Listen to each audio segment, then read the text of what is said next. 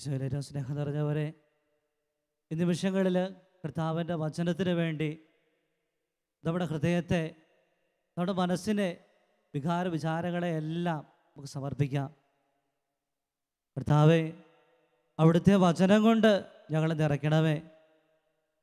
അവിടുത്തെ വചനം ശ്രവിച്ച് 30 മേനി, 60 മേനി, 100 മേനി ഫലങ്ങൾ ജീവിതത്തിൽ പുറപ്പെടുവിക്കാനായിട്ട് ഞങ്ങളെ സഹായിക്കണമേ എന്ന് നമുക്ക് ആത്മാർത്ഥമായിട്ട് പ്രാർത്ഥിക്കാം. ദൈവത്തിൻ്റെ പരിശുദ്ധാത്മാവേ, ഈ നിമിഷങ്ങളിൽ അവിടുത്തെ ജ്ഞാനത്താൽ വചനത്തെ ഗ്രഹിക്കാനുള്ള ശക്തി എൻ്റെ മനസ്സിന് നൽകണമേ, എൻ്റെ ബുദ്ധിക്ക് നൽകണമേ എന്ന് നമുക്ക് ആത്മാർത്ഥമായിട്ട് പ്രാർത്ഥിക്കാം. ദൈവം വചനമായി ഈ നിമിഷങ്ങളിൽ നമ്മുടെ ഉത്തരത്തിലേക്ക് വരുമ്പോൾ പരിശുദ്ധ അമ്മയെപ്പോലെ അത് ഫലം ചൂടിപ്പിക്കാനായിട്ടുള്ള കൃപയ്ക്ക് വേണ്ടി നമുക്ക് പ്രാർത്ഥിക്കാം. ദിവസം പ്രിയപ്പെട്ടവരെ, പ്രധാനമായിട്ട് ചിന്തിക്കുക വിശുദ്ധ ലൂക്കായുടെ സുവിശേഷം 11-ാം അധ്യായം 28-ാം വാക്യമാണ്. അവൻ അവരോട് പറഞ്ഞു, ദൈവവചനം കേട്ട് അത് പാലിക്കുന്നവൻ കൂടുതൽ ഭാഗ്യവാൻ. വിശുദ്ധ ലൂക്കായുടെ സുവിശേഷം 11-ാം അധ്യായം 28-ാം വാക്യം. ദൈവവചനം കേട്ട് അത് പാലിക്കുന്നവൻ കൂടുതൽ ഭാഗ്യവാൻ. ഒരു നിമിഷം നമുക്ക് പറയാം, ദൈവവചനം കേട്ട് അത് പാലിക്കുന്നവൻ കൂടുതൽ ഭാഗ്യവാൻ, കൂടുതൽ ഭാഗ്യവാൻ. Hallelujah, hallelujah, praise the Lord, praise the Lord, hallelujah, hallelujah. പ്രിയപ്പെട്ട സഹോദരങ്ങളെ, കർത്താവിൻ്റെ ഈ വചനം, കൽപ്പനകൾ ജീവിതത്തിൽ പാലിക്കുന്ന ഒരു വ്യക്തിയുടെ ജീവിതത്തിൽ, അവൻ്റെ കുടുംബത്തിൽ സമാധാനമുണ്ടാകും, സമൃദ്ധി ഉണ്ടാകും, ഐശ്വര്യമുണ്ടാകും. അവൻ്റെ തലമുറകൾ ഈ ലോകത്തിൽ നിലനിൽക്കും.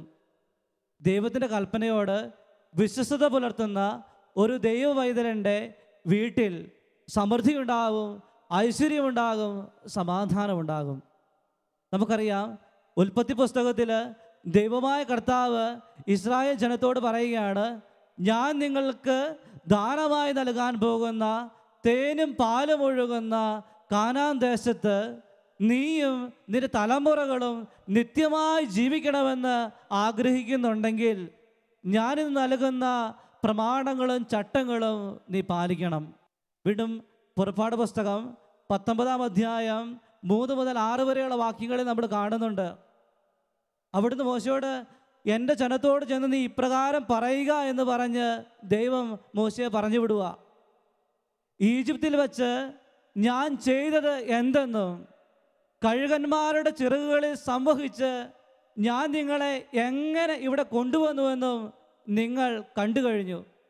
അതുകൊണ്ട് എൻ്റെ വാക്ക് കേൾക്കുകയും എൻ്റെ കൽപ്പനകൾ അനുസരിക്കുകയും ചെയ്താൽ ഈ ലോകത്തിൽ വെച്ച് എനിക്ക് ഏറ്റവും പ്രിയപ്പെട്ട എൻ്റെ സ്വന്തം ജനമായിട്ട് നിങ്ങൾ മാറും.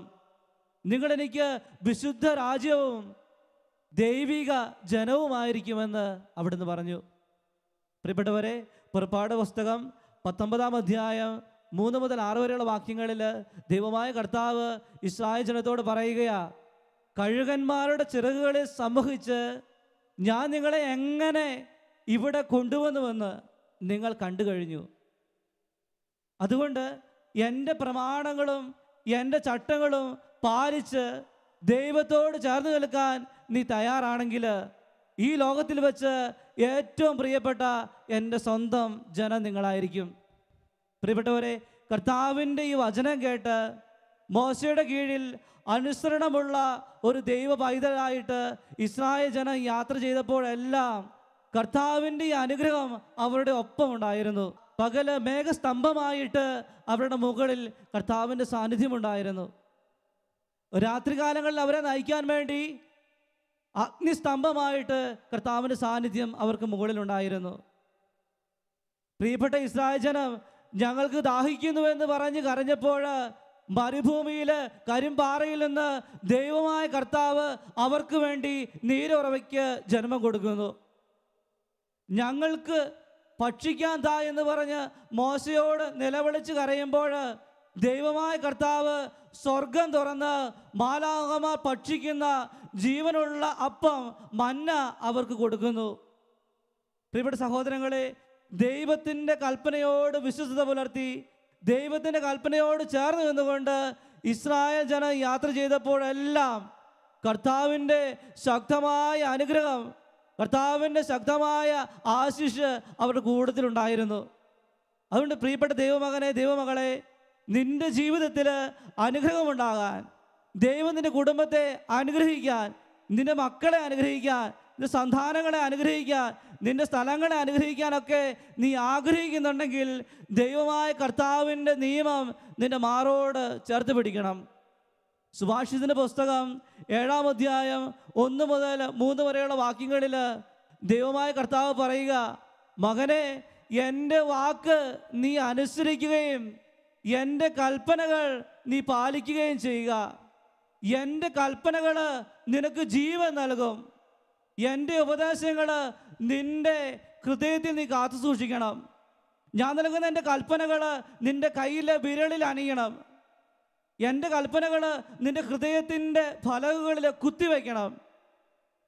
പ്രിയപ്പെട്ട സഹോദരങ്ങളെ, ദൈവമായ കർത്താവ് പറയുകയാണ്, നീ അനുഗ്രഹിക്കപ്പെടുവാൻ, നിൻ്റെ ഭവനം അനുഗ്രഹിക്കപ്പെടുവാൻ നീ ആഗ്രഹിക്കുന്നുണ്ടെങ്കിൽ കർത്താവിൻ്റെ വാക്ക് അനുസരിക്കണം.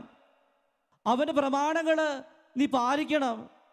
അവൻ്റെ ഉപദേശങ്ങൾ നീ കൺമണി പോലെ കാത്തു സൂക്ഷിക്കണം. അവൻ്റെ കൽപ്പനകൾ നിൻ്റെ കൈവിരലിൽ നീ അണിയുകയും അവൻ്റെ കൽപ്പനകൾ നിൻ്റെ ഹൃദയത്തിൻ്റെ ഭിത്തികളിൽ നീ കുത്തിവയ്ക്കുകയും ചെയ്യണം. വീണ്ടും സുഭാഷിത പുസ്തകം 3-ാം അധ്യായം 1-ാം വാക്യത്തിൽ പറയുന്നു, നിന്റെ ഹൃദയം എൻ്റെ കൽപ്പനകൾ പാലിച്ചാൽ നിനക്ക് ദീർഘായുസ്സുണ്ടാകും, സമൃദ്ധി ഉണ്ടാകും, ഐശ്വര്യമുണ്ടാകും.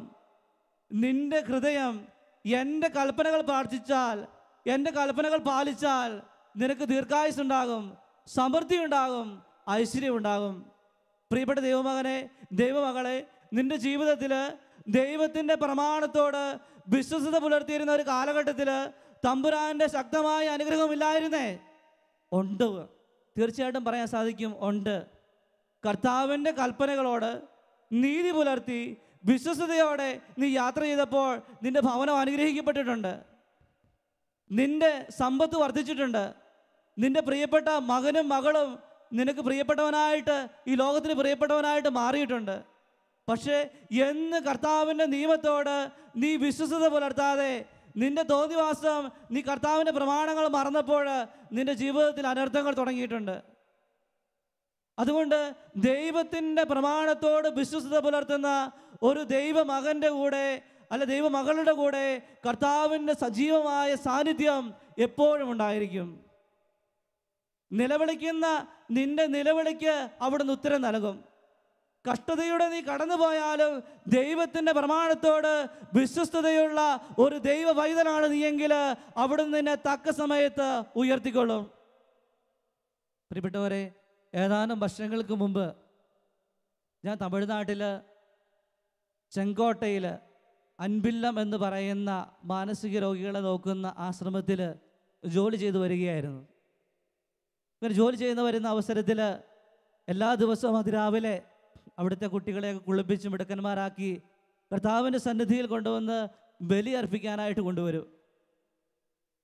എല്ലാ ഞായറാഴ്ചയിലും എന്നെ സഹായിക്കാനായിട്ട് തോമസ് ചേട്ടൻ എന്ന് പറഞ്ഞ ഒരു മനുഷ്യൻ അവിടെ വരാറുണ്ട്. ആ നാട്ടിലെ അറിയപ്പെടുന്ന ഒരു വ്യക്തിത്വം, ആ നാട്ടിൽ അറിയപ്പെടാവുന്ന പണമുള്ള ഒരു വ്യക്തിയാണ് ഈ തോമസ് ചേട്ടൻ. അപ്പോൾ ഇത്ര ധനാഢ്യനായ മനുഷ്യൻ എന്തിനാണ് ദൈവമേ എല്ലാ ഞായറാഴ്ചകളിലും എന്നെ സഹായിക്കാൻ വേണ്ടി ഇവിടെ വരുന്നത്? പലപ്പോഴും ഞാൻ ചിന്തിച്ചിട്ടുണ്ട്, തോമസ് ചേട്ടാ എന്തിനാ തോമസ് ചേട്ടൻ ഈ ഞായറാഴ്ചകളിൽ ഇങ്ങനെ വരുന്നത് എന്ന് ചോദിക്കണമെന്ന് എൻ്റെ മനസ്സിലുണ്ടെങ്കിലും ഞാൻ ചോദിച്ചില്ല. കാരണം തോമസ് ചേട്ടൻ വലിയ കാരണവശാലും ഈ പണി മുടക്കി കഴിഞ്ഞാൽ ഞായറാഴ്ചകളിലെ കുളിപ്പീരും എൻ്റേതാവും. അതുകൊണ്ട് പലപ്പോഴും ഞാൻ തോമസ് ചേട്ടനോട് ഇത് ചോദിക്കാതെ ഒഴിഞ്ഞു മാറിയിട്ടുണ്ട്. പക്ഷെ ഒരു ദിവസം യാദൃശ്ചികമായി തോമസ് ചേട്ടനോട് ഞാൻ ചോദിച്ചു, തോമസ് ചേട്ടൻ എന്തുകൊണ്ടാണ് ഈ ആരാരും വേണ്ടാത്ത ലോകത്തിലെല്ലാവരും വെറുക്കപ്പെട്ട ഈ മനുഷ്യർക്ക് വേണ്ടി വൃത്തികെട്ട വേഷവുമായിട്ട് നിൽക്കുന്ന ഈ പ്രിയപ്പെട്ട കുട്ടികളെ കുളിപ്പിക്കാൻ വേണ്ടി എന്തിനാ തോമസ് ചേട്ടൻ വരുന്നത്? പ്രിയപ്പെട്ടവർ, തോമസ് ചേട്ടൻ എന്നോട് പറഞ്ഞു, അച്ഛാ, എൻ്റെ അപ്പൻ മരിക്കുന്നതിന് മുമ്പ് എന്നോട് പറഞ്ഞൊരു കാര്യമേ ഉള്ളൂ. തോമസേ, നിനക്ക് ഈ ജീവിതത്തിൽ ജീവിക്കണമെങ്കിൽ, സമൃദ്ധിയോടെ ജീവിക്കണമെങ്കിൽ, സന്തോഷത്തോടെ ജീവിക്കണമെങ്കിൽ ദൈവത്തിൻ്റെ പ്രമാണം നീ മാറോട് ചേർത്ത് പിടിക്കണം. നീ ലോകത്തിൽ സന്തോഷത്തോടെ, സമാധാനത്തോടെ, സമൃദ്ധിയോടെ ജീവിക്കണമെന്ന് നീ ആഗ്രഹിക്കുന്നുണ്ടെങ്കിൽ കർത്താവിൻ്റെ പ്രമാണം നീ മാറോട് ചേർത്ത് പിടിക്കണം. അതുകൊണ്ട് തോമസ് ചേട്ടൻ പറഞ്ഞു, ഞാൻ ഈ നാട്ടിൽ, ഈ തമിഴ്നാട്ടിൽ ഒരു ഹോട്ടലിൽ വേലക്കാരനായിട്ട് വന്നവനാച്ചാ.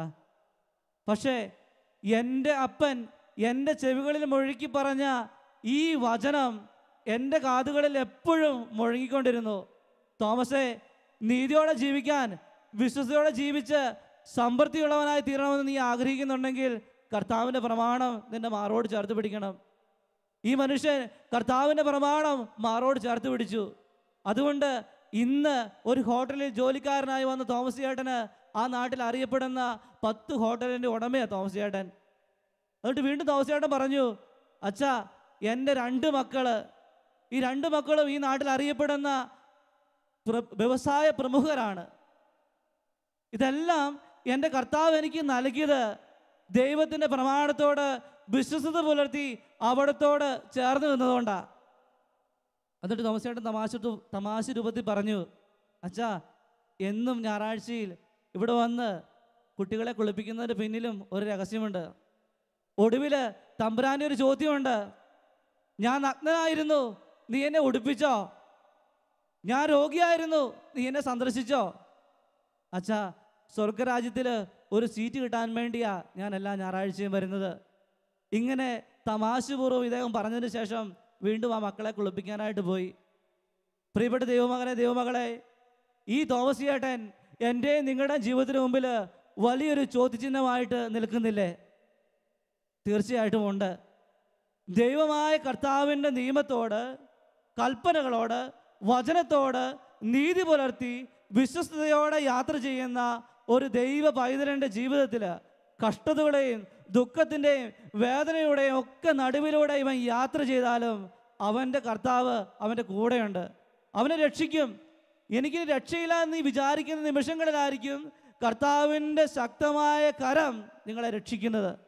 അതുകൊണ്ട് ദൈവത്തിൻ്റെ പ്രമാണത്തോട് വിശ്വസ്ത പുലർത്തി യാത്ര ചെയ്യുമ്പോൾ നിന്റെ ജീവിതത്തിൽ കഷ്ടതകൾ, ദുഃഖങ്ങൾ, വേദനകളൊക്കെ ഉണ്ടാകുമ്പോൾ പലരും പറയും, പലരുടെയും അടുത്തൊക്കെ പോയാൽ നിനക്ക് രക്ഷ നേടാമെന്ന്.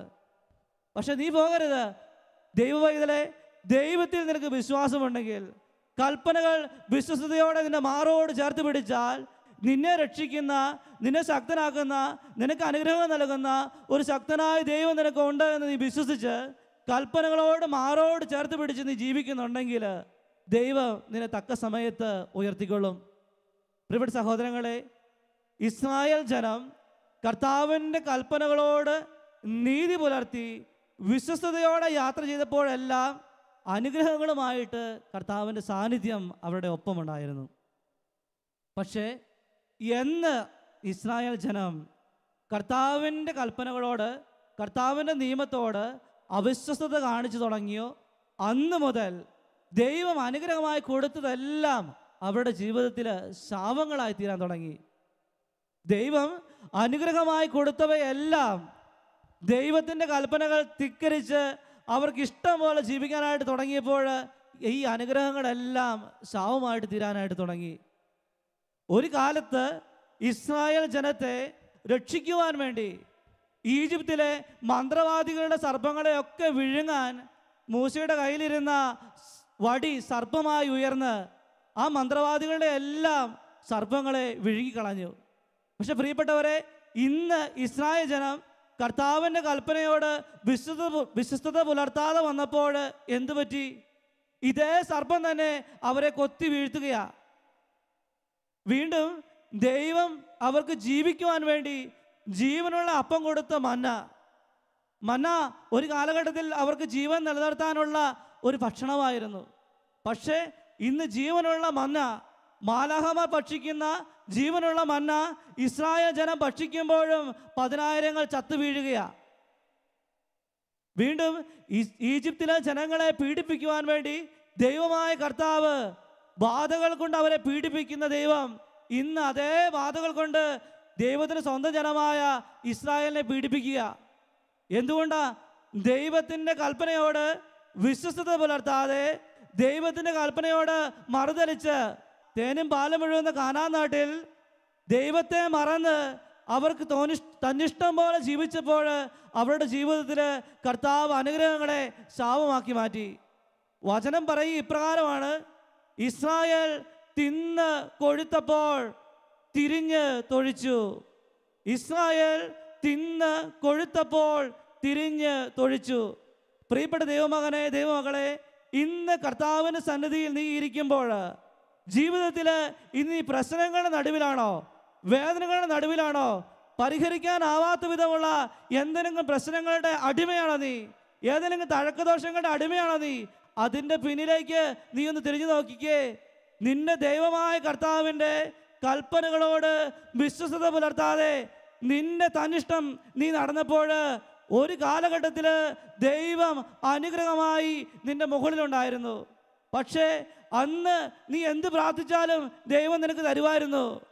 അന്ന് നിന്റെ മക്കളെ മാറോട് ചേർത്ത് പിടിക്കാനായിട്ട് നിനക്ക് സാധിച്ചിരുന്നു. അന്ന് നിന്റെ പ്രിയപ്പെട്ട ഭർത്താവിനോട്, ഭാര്യയോട് എന്നും തുറന്നു പറയാനുള്ള ഒരു മനസ്സ് നിനക്കുണ്ടായിരുന്നു. പക്ഷേ അതെവിടെയോ വെച്ച് നിനക്ക് നഷ്ടപ്പെട്ടു. ദൈവത്തിൻ്റെ പ്രമാണങ്ങളും നീ ലംഘിച്ചപ്പോൾ സ്നേഹത്തോടെ നിന്റെ ഭാര്യയെ നോക്കാൻ നീ മറന്നു പോകുന്നു. സ്നേഹത്തോടെ നിന്റെ ഭർത്താവിനെ നോക്കാൻ നീ മറന്നു പോകുന്നു. സ്നേഹത്തോടെ നിന്റെ മാതാപിതാക്കന്മാരെ അപ്പ അമ്മ എന്ന് വിളിക്കാൻ നിനക്ക് കഴിയാതെ പോകുന്നു. ഇന്ന് നീ നിന്റെ ജീവിതത്തിൽ ഒരു പരദേശിയാ. ഇസ്രായേൽ ജനം ദൈവത്തിന് മുമ്പിൽ പരദേശികളായി അലയാൻ തുടങ്ങി. പ്രിയപ്പെട്ട ദൈവമകനെ, ദൈവമകളെ, ഇന്ന് നിന്റെ കുടുംബത്തിൽ എല്ലാം ഉണ്ടെങ്കിലും നീ ഇന്നൊരു പരദേശിയായി അനുഭവപ്പെടുന്ന നിമിഷങ്ങളില്ലേ? സ്നേഹിക്കപ്പെടുന്നവരുടെ മുമ്പിൽ നീ ഇന്നൊരു പരദേശിയല്ലേ?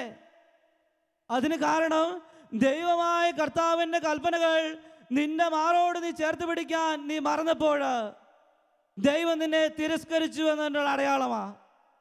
അതുകൊണ്ട് ഈ നിമിഷം കർത്താവ് ഓരോ ദൈവത്തിനോട് പറയുക, ദൈവത്തിൻ്റെ പ്രമാണത്തെ നീ മാറോട് ചേർത്ത് പിടിക്കുക. ഒരു കാലഘട്ടത്തിൽ അനുഗ്രഹമായി നിന്റെ മുകളിലുണ്ടായിരുന്ന നിന്റെ തമ്പുരാൻ, അവനെ നീ പറഞ്ഞു വിടരുത്. വിശ്വാസത്തോടെ അവൻ്റെ കൽപ്പനകളെ നിന്റെ മാറോട് ചേർത്ത് പിടിച്ച് അവനെ നീ കൂട്ടുപിടിക്ക്. നിനക്ക് നഷ്ടപ്പെട്ട നന്മകൾ നിനക്ക് തിരിച്ചു കിട്ടും. നിനക്ക് നഷ്ടപ്പെട്ട നന്മ, നിനക്ക് നഷ്ടപ്പെട്ട സ്നേഹം, നിനക്ക് നഷ്ടപ്പെട്ട കുടുംബം നിനക്ക് തിരിച്ചു കിട്ടും. അതുകൊണ്ട് ദൈവമകനെ, ദൈവമകളെ, ഈ നിമിഷങ്ങളിൽ കർത്താവ് നിന്നെ മാടി വിളിക്കുക, മടങ്ങി വാ. എൻ്റെ പ്രമാണത്തോട് വിശ്വസ്തത പുലർത്തി നീ മടങ്ങി വാ. ജെറമ്യാ പ്രവാചന പുസ്തകം 4-ാം അധ്യായം 1-ാം വാക്യത്തിൽ പറയും, ഇസ്രായേലേ, നീ മടങ്ങി വരാൻ ആഗ്രഹിക്കുന്നെങ്കിൽ എൻ്റെ അടുത്തേക്ക് വാ. ഇസ്രായേലേ, നീ മടങ്ങി വരാൻ ആഗ്രഹിക്കുന്നുണ്ടെങ്കിൽ എൻ്റെ അടുത്തേക്ക് വാ. അതുകൊണ്ട് ഇന്ന് ഈ നിമിഷങ്ങളിൽ കർത്താവ് അവൻ്റെ സന്നിധിയിലേക്ക് നിന്നെ വിളിക്കുക. മടങ്ങി വരാൻ, ദൈവത്തിൻ്റെ പ്രമാണത്തോട് വിശ്വസ്തത പുലർത്താൻ, ദൈവത്തോട് ചേർന്ന് നിൽക്കാൻ നീ ആഗ്രഹിക്കുന്നുണ്ടെങ്കിൽ അവൻ്റെ അടുത്തേക്ക് വാ. അവൻ നിന്നെ വിളിക്കുക. അതുകൊണ്ട് അവൻ്റെ വിളി ഈ ദിവസങ്ങളിൽ നീ കേൾക്കണം. അവൻ്റെ വിളി നീ കേൾക്കണമെങ്കിൽ ദൈവത്തിൻ്റെ പ്രമാണത്തോട് നീ വിശ്വസ്തത പുലർത്തണം. അതുകൊണ്ട് പ്രിയപ്പെട്ട ദൈവമകനെ, ദൈവമകളെ, ഈ നിമിഷങ്ങളിൽ കർത്താവിൻ്റെ വചനത്തോട് വിശ്വസ്തത പുലർത്താൻ, കർത്താവിൻ്റെ വചനത്തോട് ചേർന്ന് നിൽക്കാനായിട്ട് നമുക്ക് ആഗ്രഹിക്കാം. യെശയ്യാ പ്രവാചന പുസ്തകം 48-ാം അധ്യായം 18-19 വാക്യത്തിൽ പറയുക, അവർ എൻ്റെ കൽപ്പനകൾ അനുസരിച്ചിരുന്നെങ്കിൽ സമാധാനം നദി പോലെ ഒഴുകുമായിരുന്നു, നീതി കടലലകൾ പോലെ ഉയരുമായിരുന്നു. അവർ എൻ്റെ കൽപ്പനകളോട് ചേർന്ന് നിന്നിരുന്നെങ്കിൽ സമാധാനം നദി പോലെ ഒഴുകുമായിരുന്നു, നീതി കടലലകൾ പോലെ ഉയരുമായിരുന്നു. നിന്റെ തലമുറ മണൽ പോലെയും നിന്റെ വംശം മണൽ തരികൾ പോലെയും ആകുമായിരുന്നു. നിങ്ങൾ ഒരിക്കലും അവൻ്റെ മുമ്പിൽ നിന്ന് വിച്ഛേദിക്കപ്പെടുകയോ നശിക്കുകയോ ചെയ്യുമായിരുന്നില്ല. പ്രിയപ്പെട്ട സഹോദരങ്ങളെ, ഇത് മിഷാവചനം നമുക്കൊന്ന് ഏറ്റു പറയാം. അവർ എൻ്റെ കൽപ്പനകളോട് നീതിപൂർവ്വം നിന്നിരുന്നെങ്കിൽ സമാധാനം നദി പോലെ ഒഴുകുമായിരുന്നു. സമാധാനം നദി പോലെ ഒഴുകുമായിരുന്നു. നീതി കടലലകൾ പോലെ ഉയരുമായിരുന്നു. നിന്റെ തലമുറ മണൽ പോലെയും നിന്റെ വംശം മണൽത്തരികൾ പോലെയും ആകുമായിരുന്നു. നീ ഒരിക്കലും അവന്റെ മുമ്പിൽ നിന്ന് വിച്ഛേദിക്കപ്പെടുകയില്ലായിരുന്നു, നശിക്കുകയില്ലായിരുന്നു. അതുകൊണ്ട് പ്രിയപ്പെട്ട ദൈവമകനെ, ദൈവമകളെ, കർത്താവിൻ്റെ വചനത്തോടെ നീതി പുലർത്തി വിശ്വസ്തയോടെ ജീവിക്കുന്ന ഒരു ദൈവവൈദ്യന്റെ ജീവിതത്തിൽ കർത്താവ് അനുഗ്രഹമായും ശാന്തിയായും സമാധാനമായും ഒപ്പമുണ്ടായിരിക്കും. പക്ഷേ കർത്താവിൻ്റെ കൽപ്പനകളോട് മറുതലിച്ച് നിൽക്കുന്ന ദൈവവൈദ്യന്റെ ജീവിതത്തിൽ അവൻ അറിയാതെ ദൈവത്തിൻ്റെ സാന്നിധ്യം, അനുഗ്രഹം നഷ്ടമാകും. പ്രിയപ്പെട്ടവരെ, ഏതാനും വർഷങ്ങൾക്ക് മുമ്പ് ഞാൻ ഡീക്കൻ മിനിസ്റ്റർ ചെയ്തിരുന്ന അവസരത്തിൽ, ഡീക്കൻ മിനിസ്റ്റർ എന്ന് പറഞ്ഞു കഴിഞ്ഞാൽ വൈദികനാകുന്നതിന് മുമ്പ് ഏതെങ്കിലും ഇടവകയിൽ പോയി സേവനമനുഷ്ഠിക്കുന്ന ഒരു കാലഘട്ടം. ഇങ്ങനെയുള്ളൊരു കാലഘട്ടത്തിൽ എറണാകുളത്തുള്ള ഒരു ഇടവകയിൽ ഇങ്ങനെ വർക്ക് ചെയ്തുകൊണ്ടിരിക്കുന്ന അവസരത്തിൽ ഒരപ്പച്ചനും അമ്മച്ചിയും, എല്ലാ ദിവസവും രാവിലെ പള്ളിയിൽ വരുന്ന അപ്പച്ചനും അമ്മച്ചിയാണ്. ഒരു ദിവസം അപ്പച്ചനും അമ്മച്ചിയും എൻ്റെ സന്നിധി ഒന്ന് പറഞ്ഞു, ബ്രദറെ, ഞങ്ങളുടെ മകന് വേണ്ടി ഒന്ന് പ്രാർത്ഥിക്കണം. ബാങ്കിൽ നിന്ന് ഒത്തിരി രൂപ കടമെടുത്ത് ഞങ്ങൾ അവനെ പഠിപ്പിച്ചു. ഇപ്പോഴും വിസയ്ക്ക് മറ്റു കാര്യങ്ങൾക്ക് വേണ്ടിയൊക്കെ വീണ്ടും ലക്ഷങ്ങൾ മുടക്കി. അങ്ങനെ വിദേശത്തേക്ക് അവനെ അയച്ചിരിക്കുക. പക്ഷേ വിദേശത്ത് അവൻ ചെന്ന നാൾ മുതൽ അവൻ പറയുക, എനിക്കിങ്ങോട്ട് തിരിച്ചു പോരണം, എനിക്ക് അവിടുത്തെ ജോലി മടുത്തു, എനിക്ക് അവിടെ ജീവിക്കാനായിട്ട് സാധിക്കുന്നില്ല. അതുകൊണ്ട് അച്ഛനൊരു കാര്യം ചെയ്യണം, എങ്ങനെയെങ്കിലും അവനോട് അവിടെ നിൽക്കാനായിട്ട് പറയണം, ആ ജോലി സ്ഥലത്ത് നിന്ന് ഈ കുടുംബത്തെ ഒന്ന് കരകയറ്റാനായിട്ടൊന്ന് പറയണം. അച്ഛൻ പറയുകയല്ലേ, പ്രാർത്ഥിക്കുകയല്ലേ എന്ന് ചോദിച്ചു. ഇവിടെ ഞാൻ പറഞ്ഞു, തീർച്ചയായിട്ടും അപ്പച്ചാമ്മച്ചി പ്രാർത്ഥിക്കാം, നമുക്ക് പ്രാർത്ഥന കൊണ്ട് ഉത്തരവ് കിട്ടും എന്നൊക്കെ പറഞ്ഞ് ഞാൻ അവരെ ആശ്വസിപ്പിച്ച് പറഞ്ഞു വിട്ടു.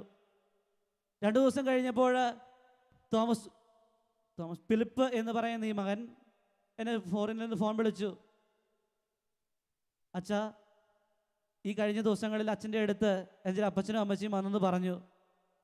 പക്ഷെ എന്തുകൊണ്ടാണ് ഞാനിവിടെ നിന്ന് വരുന്നതെന്ന് അച്ഛനൊന്ന് അന്വേഷിക്കാറുണ്ടോ? എനിക്കിവിടെ നല്ല ജോലിയെ കിട്ടി, എല്ലാവരും പ്രാർത്ഥിച്ചിട്ടൊക്കെ കിട്ടിയതാണ്, സമ്മതിച്ചു. പക്ഷേ ഞാൻ ദൈവത്തിൻ്റെ കൽപ്പനകളോട് നീതി പുലർത്തണമെന്ന് അച്ഛൻ ആഗ്രഹിക്കുന്നില്ലേ? ഞാൻ ജീസസ് യൂത്തിലും അതുപോലുള്ള യൂത്ത് സംഘടനകളിലൊക്കെ പ്രവർത്തിച്ച ഒരു ദൈവമകനാണ്. എല്ലാ ദിവസവും ജോലി കഴിഞ്ഞ് എൻ്റെ റൂമിലേക്ക് വന്നു കഴിയുമ്പോൾ കുപ്പികളും അവിടെയുള്ള പെണ്ണുങ്ങളെയുമൊക്കെയൊക്കെ ആയി എൻ്റെ റൂമിലേക്ക് കയറി വരുന്ന എൻ്റെ കൂട്ടാളികൾ. അച്ഛാ, എനിക്ക് വിശുദ്ധിയോടെ ജീവിക്കണമെന്ന് ആഗ്രഹമുണ്ട്, ദൈവത്തിൻ്റെ പ്രമാണത്തോടെ വിശ്വസ്ത പുലർത്തണമെന്ന് എനിക്ക് ആഗ്രഹമുണ്ട്. അതുകൊണ്ട് അച്ഛൻ എനിക്ക് വേണ്ടി പ്രാർത്ഥിക്കണം, ഞാൻ എന്താണ് തീരുമാനിക്കേണ്ടത്? പ്രിയപ്പെട്ടവരെ, ഈ 2 പേരുടെയും ചോദ്യങ്ങൾക്ക് നടുവിൽ ഞാൻ സത്യത്തിൽ പകച്ചുപോയി. 2 പേരോടും ഞാൻ പറഞ്ഞു, ഞാൻ പ്രാർത്ഥിക്കാം, ദൈവം നമുക്കൊരു ഉത്തരം നൽകും. പ്രിയപ്പെട്ടവരെ, ഏതായാലും 2-3 മാസം കഴിയുന്നതിന് മുമ്പ് ഈ മകൻ അവിടുത്തെ ജോലിയൊക്കെ അവസാനിപ്പിച്ച് ഈ നാട്ടിലേക്ക് വന്നു. നമുക്കറിയാം, സ്വാഭാവികമായിട്ടും നല്ലൊരു ജോലിയൊക്കെ കളഞ്ഞ് നാട്ടിലേക്ക് വരുന്ന ആൾക്കാരെ നമ്മൾ എത്രമാത്രം സ്നേഹത്തോടെയാണ് സ്വീകരിക്കുന്നത്. തീർച്ചയായിട്ടും ഇവനും അപകേളനങ്ങളും അപകീർത്തികളും ഒക്കെ ആ നാട്ടിലുണ്ടായി. പക്ഷേ ഇതിനൊന്നും തളർന്നു പോകാത്തവനായിരുന്നു ഈ മകന്. എല്ലാ ദിവസവും രാവിലെ പള്ളിയിൽ വരും, അതുപോലെ കുർബാന സ്വീകരിക്കും, അച്ഛന്മാരോടും ഞങ്ങളോടൊക്കെ തമാശകളൊക്കെ പറയും. അങ്ങനെ മണിക്കൂറുകൾ ഇരുന്ന് സന്തോഷിച്ചിട്ടേ ഈ മകൻ പോവുള്ളൂ. പ്രിയപ്പെട്ടവരെ, ഏതായാലും ഒരു 3 മാസം കഴിയുന്നതിനിപ്പുറം എറണാകുളത്ത് അവൻ 7 രൂപ പോയിന്റിൽ പോയി തിരിച്ചു വരാൻ സാധിക്കുന്ന, വിദേശത്ത് ഏത് ജോലിയാണ് നഷ്ടപ്പെടുത്തിയ അതിനേക്കാട്ടിലും 2 ഇരട്ടി ശമ്പളമുള്ള ഒരു ജോലി ദൈവമായ കർത്താവ് അവന് കൊടുത്തു. Hallelujah, hallelujah, praise the Lord, praise the Lord, hallelujah. വലതുകരം ഒന്ന് ഉയർത്തിക്കേ, hallelujah, praise the Lord, praise the Lord, hallelujah, hallelujah. അതുകൊണ്ട് പ്രിയപ്പെട്ട സഹോദരങ്ങളെ, കർത്താവിൻ്റെ വചനത്തോട് നീതി പുലർത്തണമെന്നും കർത്താവിൻ്റെ വചനത്തോട് ചേർന്ന് നിൽക്കണമെന്നും ജീവിതത്തിൽ വിശുദ്ധിയോടെ ജീവിക്കണമെന്നൊക്കെ ആഗ്രഹിക്കുന്ന ഒരു ദൈവ പൈതലിൻ്റെ ജീവിതത്തിൽ കഷ്ടതകളുടെയും ദുഃഖങ്ങളുടെയും നടുവിലൊക്കെ യാത്ര ചെയ്താലും ദൈവം അവനെ രക്ഷിക്കാനായിട്ട് അവൻ്റെ ജീവിതത്തിലേക്ക് കടന്നു വരും. അതുകൊണ്ട് ഈ നിമിഷങ്ങളിൽ പ്രിയപ്പെട്ട ദൈവമകനെ, ദൈവമകളെ, ഈ ഒരു ചിന്ത നിങ്ങളുടെ മനസ്സിലേക്ക് ഉണ്ടായിരിക്കട്ടെ. ഒപ്പം കർത്താവിൻ്റെ പ്രമാണത്തോട് വിശ്വസ്തത പുലർത്താത്ത ഒരു വ്യക്തിയുടെ ജീവിതത്തിൽ അവൻ പോലും അറിയാതെ ദൈവത്തിൻ്റെ അനുഗ്രഹം ഇറങ്ങിപ്പോകും. ഏതാനും മാസങ്ങൾക്ക് മുമ്പ് മല്ലപ്പള്ളി ഞങ്ങളുടെ ധ്യാനമന്ദിരത്തിൽ കൗൺസിലിങ്ങിലിരിക്കുന്ന അവസരത്തിൽ ഒരു യുവാവ് അവിടെ വന്നു. അച്ഛാ, ഒത്തിരി പ്രാർത്ഥിച്ചിട്ട് അച്ഛൻ്റെ അടുത്ത് വന്നും ബഹുമാനപ്പെട്ട അച്ഛന്മാരുടെയൊക്കെ അടുത്ത് വന്ന് പ്രാർത്ഥിച്ചിട്ടും ഒക്കെയാണ് എൻ്റെ മകന് നല്ലൊരു ജോലി കിട്ടിയത്. എൻ്റെ മാതാപിതാക്കന്മാർ ഇവിടെ വന്ന് പ്രാർത്ഥിച്ചതിന് ശേഷം എനിക്ക് ആ ജോലി കിട്ടിയതും. അങ്ങനെ വളരെ മനോഹരമായിട്ട് ഒരു ജോലി എനിക്ക് കിട്ടി വിദേശത്ത്. ആദ്യം എനിക്ക് ആ ഓഫീസിലെ ഏറ്റവും താഴെക്കിടയിലെ ഒരു ജോലിയാണ് എനിക്ക് കിട്ടിയിരുന്നത്. പക്ഷേ എൻ്റെ ആത്മാർത്ഥതയും എൻ്റെ സ്നേഹപൂർവ്വമായുള്ള പരിചരണവും ഒക്കെ അവിടെ ഇഷ്ടപ്പെട്ടപ്പോൾ ഓരോ 6 മാസം കൂടുമ്പോഴും എനിക്ക് അവിടെ സ്ഥാനക്കയറ്റം നൽകിക്കൊണ്ടിരുന്നു. ഇന്ന് ഞാൻ ആ ഓഫീസിൽ അറിയപ്പെടുന്ന ഒരു വ്യക്തിയായിരുന്നു. അവിടെയുള്ള മേലുദ്യോഗസ്ഥന്മാർ എന്തെങ്കിലും ആവശ്യത്തിന് വേണ്ടി എവിടെയെങ്കിലും പുറത്തു പോയി കഴിഞ്ഞാൽ അവരുടെ ഓഫീസിലെ കാര്യങ്ങൾ പോലും എന്നെ ഏൽപ്പിച്ചിട്ടായിരുന്നു പോകുന്നത്. അത്രമാത്രം വിശ്വസ്തതയുള്ളവനും എല്ലാവരുടെയും കണ്ണിലുണ്ണിയുമായിട്ടുള്ളൊരു വ്യക്തിയായിരുന്നു ഞാൻ. പക്ഷെ അച്ഛാ, ഈ ഒരു കാലഘട്ടത്തിനിടയിൽ ദൈവത്തിൻ്റെ പ്രമാണത്തോട് വിശ്വസ്തത പുലർത്താനായിട്ട് ഞാൻ പരാജയപ്പെട്ടു. ഇങ്ങനെ മദ്യത്തിനും അതുപോലെയുള്ള ദുശീലങ്ങൾക്കൊക്കെ അടിമയായിട്ട് ദൈവത്തെ മറന്നും ദൈവപ്രമാണങ്ങൾ മറന്നും മാതാപിതാക്കന്മാരെയൊക്കെ മറന്ന് എൻ്റെ തന്നിഷ്ടം പോലെ ഞാൻ ജീവിച്ചു. ഒരു സുപ്രഭാതത്തിൽ അവിടെയുള്ള മേലുദ്യോഗസ്ഥൻ എന്നോട് പറഞ്ഞു, ഞാനിന്ന് പുറത്തു വരെ പോവുക, അപ്പോൾ ഇന്ന് ഈ ഓഫീസിലെ കാര്യങ്ങളെല്ലാം നോക്കേണ്ടത് നീയാ. അങ്ങനെ ഓഫീസിലെ ഈ കാര്യങ്ങളൊക്കെ മേലുദ്യോഗസ്ഥൻ എന്നെ ഏൽപ്പിച്ചതിന് ശേഷം പോയി. അങ്ങനെ ഞാൻ വെറുതെ ആ മേലുദ്യോഗസ്ഥൻ്റെ റൂമിൽ ചുമ്മാ ഇരിക്കുമ്പോൾ അവിടെ ഇരുന്ന ഒരു ബുക്കിൽ ഞാൻ ഇപ്രകാരം എഴുതി വെച്ചു, ലീവ് മീ അലോൺ. പ്രിയപ്പെട്ടവർ, ഏതാനും മണിക്കൂറുകൾ കഴിഞ്ഞ് ഈ ഓഫീസിൻ്റെ ഹെഡ് ഓഫീസിൽ നിന്നും കുറേ ഉദ്യോഗസ്ഥന്മാരെത്തി അവിടെ വന്നു. അവർ ഓരോ ക്യാബിനുകൾ കയറി ഇറങ്ങി ഓരോ കാര്യങ്ങൾ ചെക്ക് ചെയ്തു. അങ്ങനെ ചെക്ക് ചെയ്യുന്ന അവസരത്തിൽ അവിടെ ഒരു മേലുദ്യോഗസ്ഥൻ്റെ കണ്ണിൽ ഈ ഒരു പുസ്തകം പെട്ടു.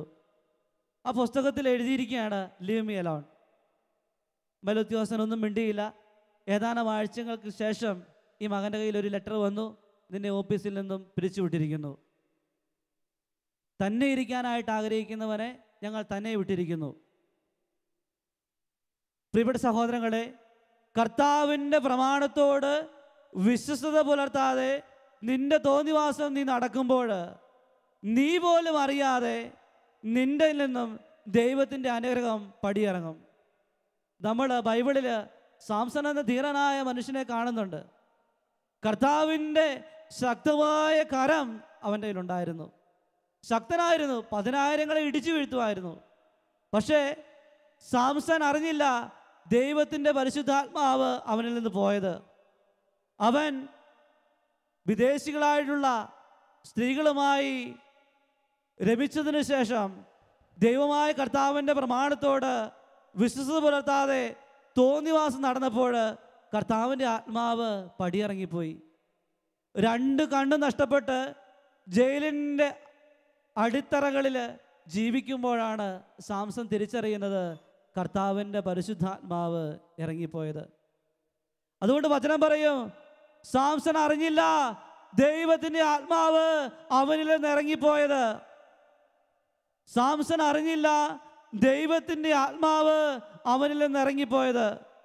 അതുകൊണ്ട് പ്രിയപ്പെട്ട സഹോദരങ്ങളെ, ജീവിതത്തിൽ നിനക്കെല്ലാം ഉണ്ട്, എല്ലാ സൗഭാഗ്യങ്ങളുമുണ്ട്, എല്ലാ നേട്ടങ്ങളുമുണ്ട് എന്നോർത്ത് നീ അഹങ്കരിച്ച് നടക്കുന്ന ദിവസങ്ങളിൽ ഓർക്കുക, ദൈവത്തിൻ്റെ പ്രമാണത്തോട് വിശ്വസ്തത പുലർത്താതെയാണ് നീ യാത്ര ചെയ്യുന്നെങ്കിൽ ഒരു നാളിൽ എല്ലാ അനുഗ്രഹങ്ങളും നീ പോലും അറിയാതെ നിന്റെ ഭവനത്തിൽ നിനക്ക് നഷ്ടമാകും.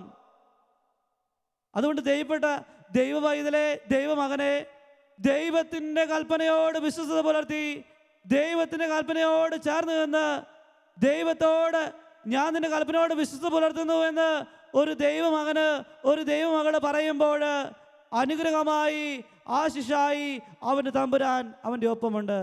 Hallelujah, hallelujah. 60-ാം അധ്യായം 19-ഉം 20-ഉം വാക്യത്തിൽ നമ്മൾ കാണുന്നുണ്ട്, ദൈവത്തോട് വിശ്വസ്തത പുലർത്തി ദൈവപ്രമാണത്തോട് വിശ്വസ്തത പുലർത്തി സന്തോഷത്തോടെ യാത്ര ചെയ്യുന്ന ഒരു ദൈവ പൈതലിൻ്റെ ജീവിതത്തിൽ എന്താ നടക്കുന്നതെന്ന് വചനം പറയുകയാണ്. ഇനി പകൽ സൂര്യനായിരിക്കുകയില്ല, നിനക്ക് പ്രകാശം നൽകുക.